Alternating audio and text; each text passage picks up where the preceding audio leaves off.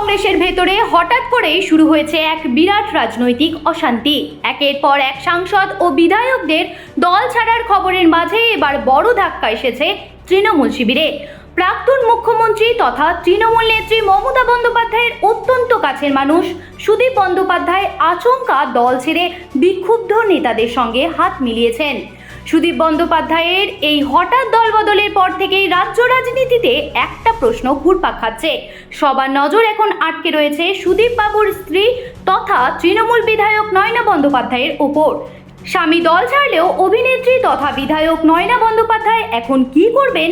তিনি কি দিদির পাশেই থাকবেন নাকি স্বামীর পথ ধরবেন, তা নিয়েই তৈরি হয়েছে নানা জল্পনা।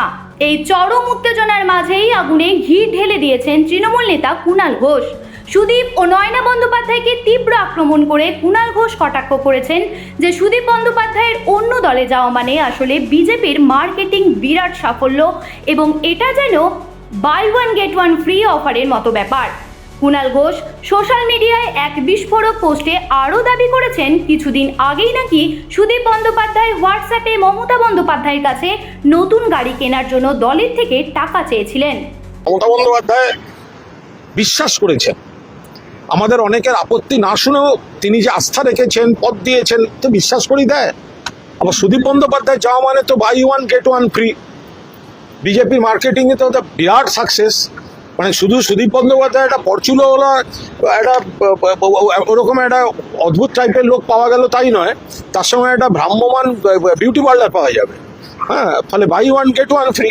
তো উত্তর কলকাতার যে মানুষ বিজেপির বিরুদ্ধে ভোট দিয়েছে, তৃণমূল প্রার্থী হিসেবে সুদীপ বন্দ্যোপাধ্যায়কে ভোট দিয়েছে, তাদের সঙ্গে এই বিশ্বাসঘাতকতা। উনি একাধিকবার দল পরিবর্তন করেছেন, কিন্তু বারবার এই বয়সে এসেও এটা অবাঞ্ছিত। কিন্তু আমরা বারবার বলেছি আমরা কিন্তু মমতা বন্দ্যোপাধ্যায়ের সঙ্গেই আছি, কিন্তু এটা মমতা বন্দ্যোপাধ্যায়ের প্রাপ্য পাওনা এই ধরনের জিনিসপত্রকে উনি মাথায় তুলে রেখেছিলেন।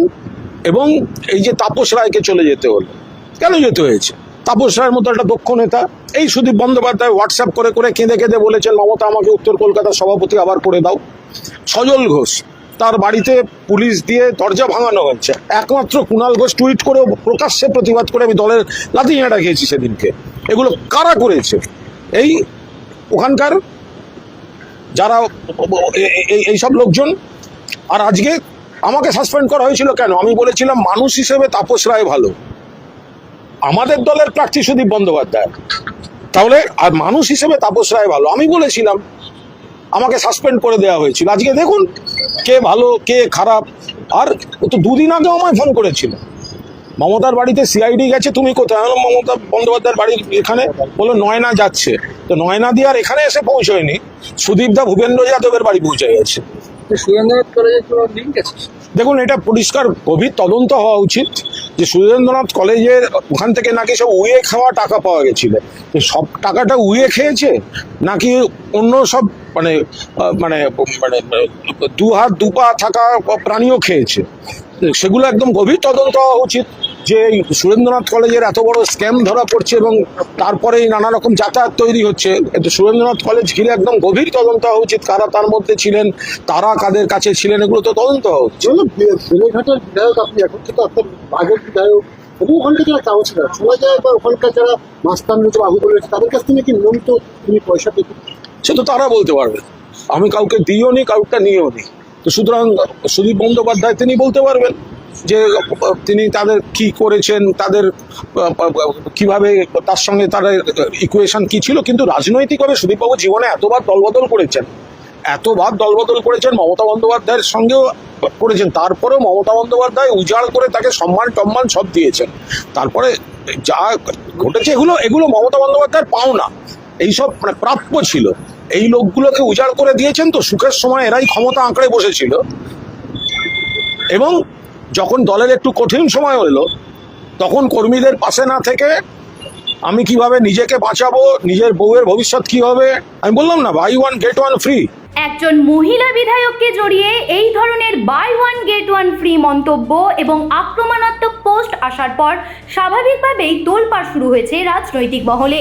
এই তীব্র আক্রমণের মুখে পড়ে অবশেষে মুখ খুলেছেন সুদীপ জায়া এবং ফোন মারফত নিজের অবস্থান পরিষ্কার করে দিয়েছেন। নয়না বন্দ্যোপাধ্যায় সাফ জানিয়ে দিয়েছেন তিনি কোনো অবস্থাতেই মমতা বন্দ্যোপাধ্যায়কে ছেড়ে কোথাও যাবেন না।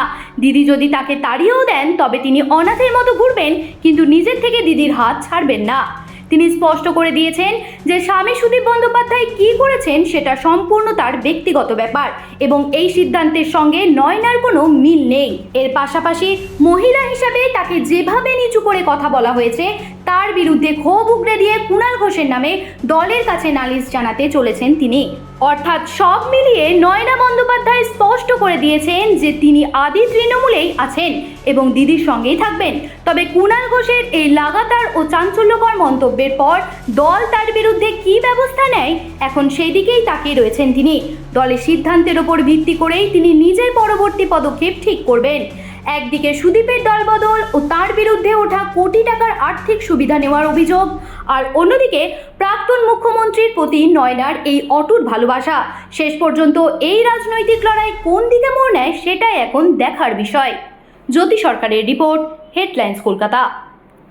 Ma, there's this new Bengali matrimonial website, BABandhan.in. It's safe, verified, and just for us. Really?